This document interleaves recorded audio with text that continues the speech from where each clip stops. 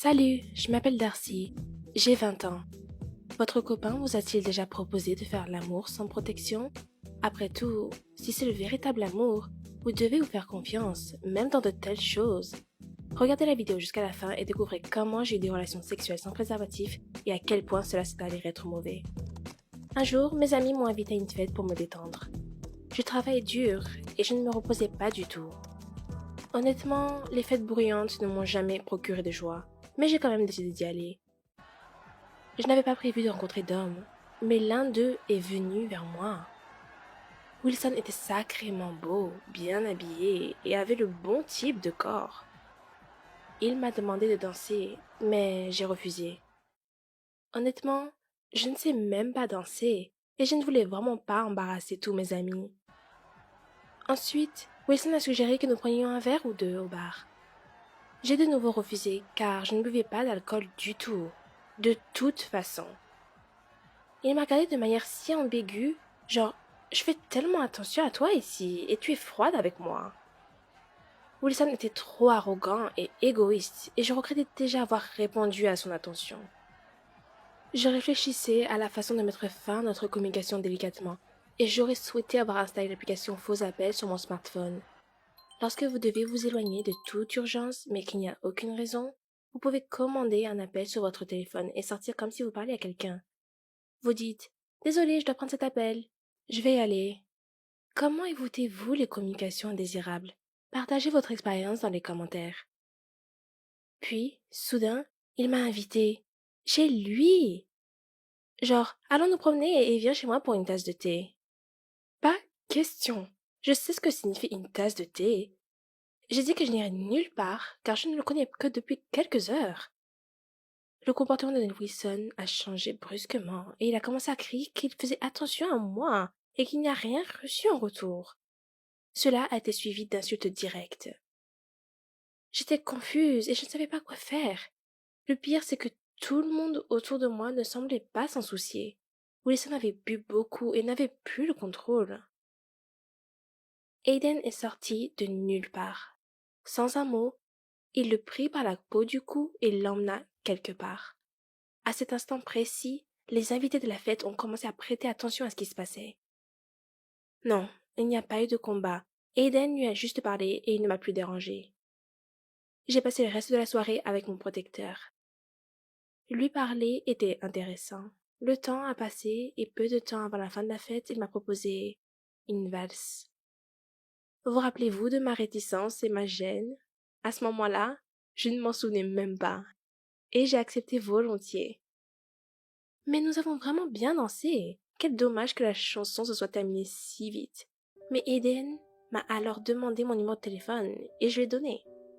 Dès le lendemain, nous avons commencé à envoyer des SMS et à discuter par téléphone activement jusqu'à 3 heures du matin. Nous nous promenions souvent le soir et courions même dans le parc.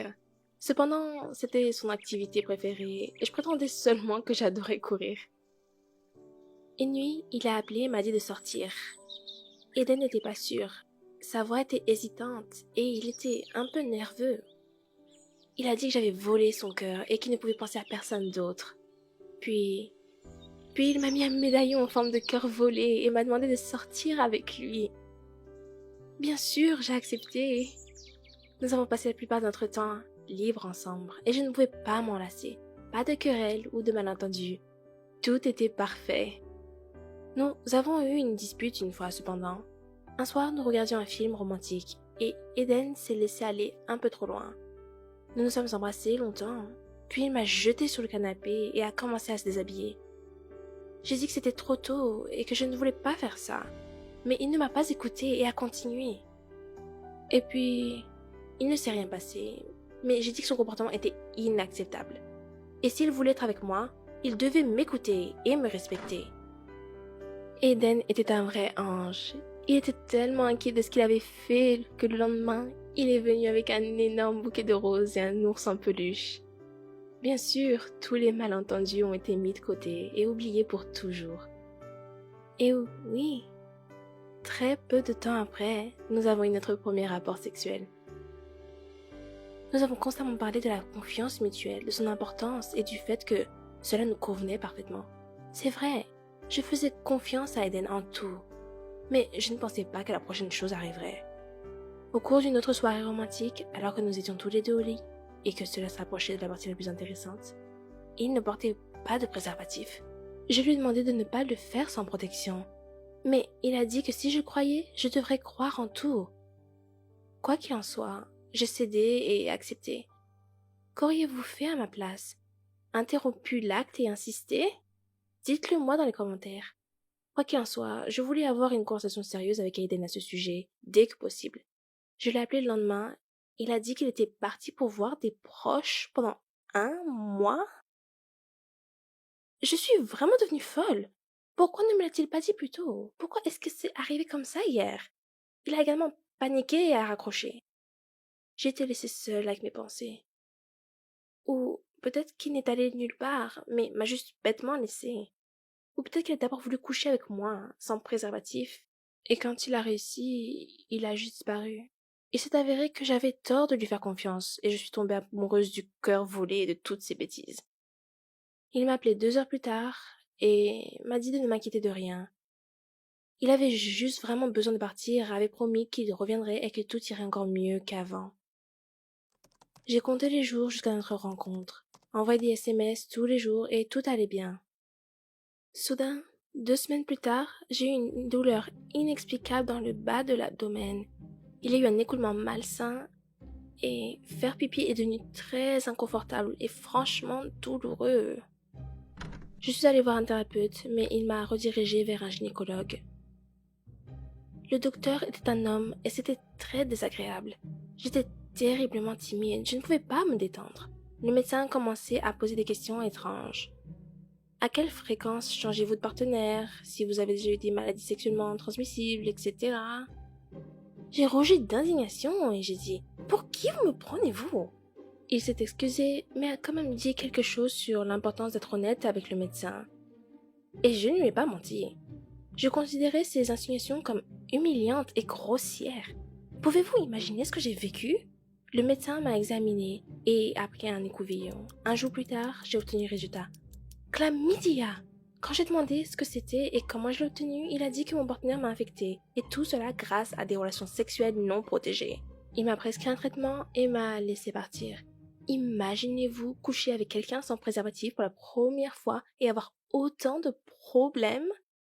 J'ai immédiatement appelé Aiden dans l'espoir d'obtenir du soutien, mais à la place, il a dit que ce n'était pas son problème, et qu'on ne savait toujours pas qui a infecté qui, et avec qui je sortais, et avec qui je couchais simultanément. Comment ça? De quoi puis-je être accusée? Sauf que j'étais trop confiante. Je ne m'attendais pas à une telle froideur et humanité. J'ai raccroché et je ne voulais plus le connaître. À partir de ce moment, je n'ai pas répondu à ses appels. J'étais en colère, mais il me manquait. Et j'étais vraiment heureuse de le revoir. Nous nous sommes embrassés et avons bavardé, oubliant ma maladie, mais pas pour longtemps. Il m'a demandé tout d'un coup si j'allais bien maintenant. J'ai dit oui.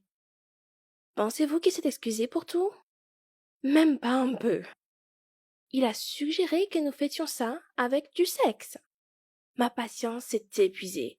C'était comme si les écailles tombaient de mes yeux et que son vrai visage était révélé. Oui, il se moquait de moi, de mes problèmes et de ma santé. Va te faire foutre. C'est comme ça que je lui ai dit. Il le méritait. Vous pouvez pardonner la chlamydia, mais l'indifférence c'est pire. Il a parlé de confiance, mais comment pouvez-vous faire confiance à quelqu'un sur qui vous ne pouvez pas compter? Il ne se soucie pas de ma santé en ce moment, mais que se passe-t-il ensuite? Et cela malgré le fait qu'il soit lui-même responsable de ma maladie. Au début, j'étais terriblement solitaire. Il n'était pas question de faire de nouvelles connaissances. Ce n'était pas facile d'oublier Eden, même si j'avais bloqué tous ses contacts, supprimé des photos, des vidéos et tout ce qui me le rappelait. J'ai changé d'avis tellement de fois. Et puis, je l'ai laissé partir. J'ai décidé que je ne serais plus attirée par la romance bon marché et les cœurs volés, ainsi que les rapports sexuels non protégés. J'ai lu tellement en ligne, et des articles médicaux et des histoires malheureuses. Il vaut mieux toujours se protéger, au cas où. Aimez-vous cette histoire? Donnez-nous un j'aime, de nouvelles vidéos sortent régulièrement sur la chaîne, l'une plus intéressante que l'autre. Cliquez sur l'icône en forme de cloche pour éviter de manquer des notifications et prenez soin de votre sécurité.